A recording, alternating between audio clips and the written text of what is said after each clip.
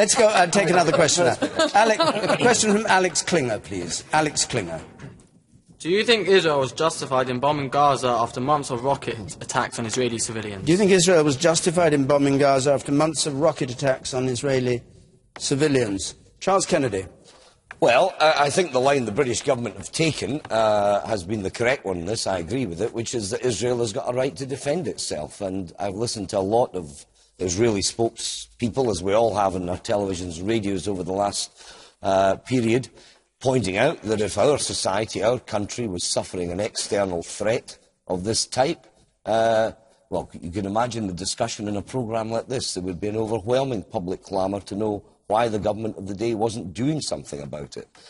Having said that, it is quite clear that this is no means to a solution at all, and that the two sides, therefore, have got to, under some kind of international auspices, sit down and now move beyond the ceasefire. Thank goodness that appears to be in position, appears to be holding, and try and make progress. The Palestinians are not justified in doing what they have been doing, but equally, Israel's response is a counsel of despair, ultimately. It won't resolve Israel's legitimate security problems, but what the Palestinians, or the extremists Hamas, have been doing won't meet the legitimate needs and demands of the Palestinians either. So we have to get back to sane, rational talks based on 1967 boundaries and a two-state solution. Now, that's going to be a very, very difficult thing to make progress on, given what's happened, and nearly 150, mainly innocent civilians, dead as a result of this dreadful episode that we all deplore. Owen Jones. I'm actually disappointed by that response, Charles, in all honesty. Let's be absolutely clear about what happened. Firstly, this whole idea that Gaza, that Hamas broke the ceasefire, is just not true. In fact, it was broken after, in October, Israel killed 15 Palestinian fighters. They shot dead a mentally disabled Palestinian. They killed another 13-year-old in an intrusion. And when there was an attempt to actually get a ceasefire, negotiations were ongoing, that is when they assassinated Ahmed Jabari, completely ending those ceasefire talks. Now, it's often said, and Barack Obama made this point, he said, what country on earth would tolerate rockets being fired at them? I ask you this, what people on earth would tolerate a siege which stops basic supplies getting in, an occupation, a 45-year-old occupation, a brutal occupation at that, illegal settlements all over the West Bank, which are in total violation of international law, and what we've seen in the course of this onslaught are the deaths of 158 Palestinians, at least 30 of whom are children, and I don't want to just throw statistics around. I'll give you one example of one of those children. Omar Misharan, he was 11 months old, he was a little boy, the son of a BBC journalist, and he was killed in a so-called targeted strike. Now, we all want a secure and lasting peace. When we have Israeli ministers, like the Interior Minister, calling for Gaza to be sent back to the Middle Ages, when in the last offensive we had another minister calling for a Holocaust to be inflicted on Gaza, when we have the son of Ariel Sharon, who wrote in the Jerusalem Post talking about how Nagasaki and Hiroshima were solutions, possible solutions to be inflicted. When we have those people, we won't get a secure peace, but the way we will get it, for Arabs and Jews alike, to end the occupation, end the siege of Gaza, and dismantle the illegal settlements, and finally have a just settlement for the Palestinian people, ensuring peace for Arabs and Jews and the region as a whole.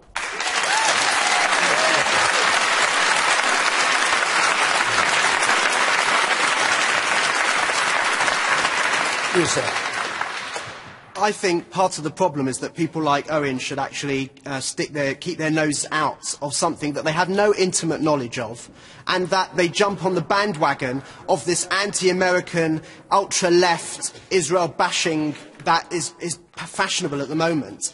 You know, it's all very well for people on the panel and at home to sit in their suburban armchairs with no actual knowledge, intimate knowledge of the conflict. Sorry, can I just come back to that? I mean, I'm disappointed you didn't engage with a single argument that I just put across. Right, well, let him finish his point. Some of the Just personal abuse. Terms are bandied around as if they're factually correct. What did I get wrong? Sorry, just correct the fact. The word pre-1967 territory is bandied around as a given fact, whereas in fact pre-1967 Jordan controlled the West Bank and Gaza, not the Palestinians. There's never been a Palestinian state on the West Bank and Gaza. What's your view on the question of whether Israel was justified?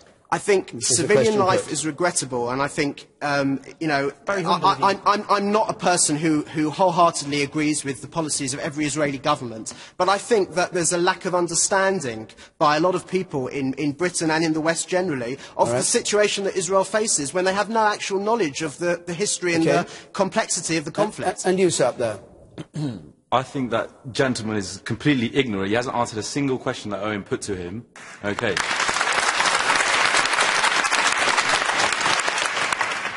Why is it that President Ahmadinejad of Iran, when he said something about blowing Israel into the Middle Ages, that it received such wide scrutiny, and America are threatening to possibly even go into Iran in the future, but when the Israeli minister says it, it falls on deaf ears? Ian Duncan Smith. Yeah. Look, first of all, let's take a pace back from this for a second. This is a tragedy, whichever way you cut it, on either side. The idea that people are bombing each other, killing each other, seeing civilians, children being killed, that's a complete and utter tragedy. And there's never any excuse for any of that. So the reality for us is, how do we get ourselves out of this? The key problem is to who started it. When you say no excuse, do you mean, therefore, the bombing was unjustified? Well, the question really is, did Israel get rocketed first, in which case did they retaliate? My point is, look, we now have a ceasefire.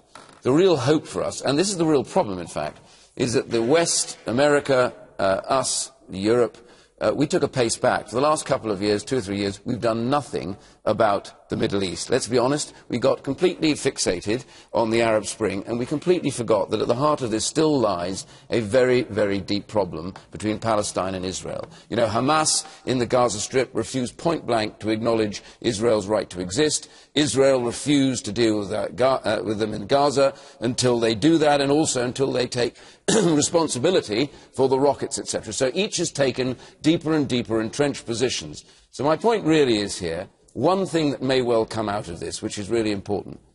Egypt, we worried about, has actually taken up a front and centre place. Now that is a very, very good thing.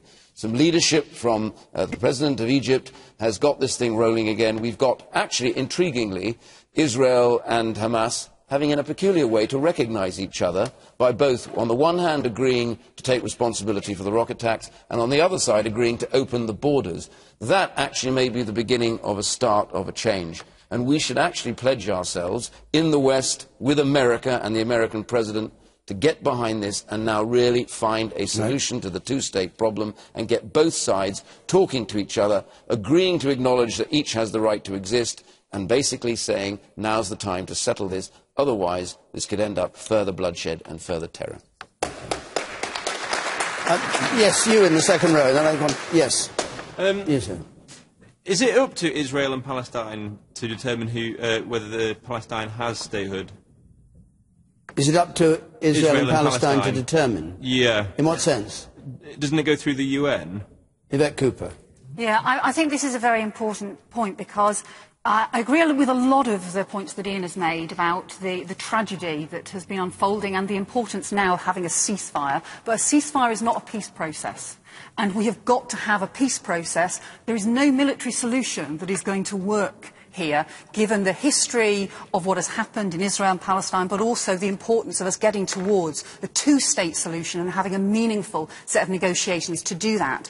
I think that the debates that are being put forward for the UN are really important. This is an opportunity for the UN to give greater recognition to the Palestinian Authority. I hope that the UN will do that. I hope that the British government will change its position and support the recognition of the Palestinian Authority, because I think that is an opportunity to support a political and a diplomatic process to reach peace, rather than the violence and the rocket attacks and the violence that we have seen over recent months. Do you think the Foreign Secretary was wrong to lay the blame on Hamas for this?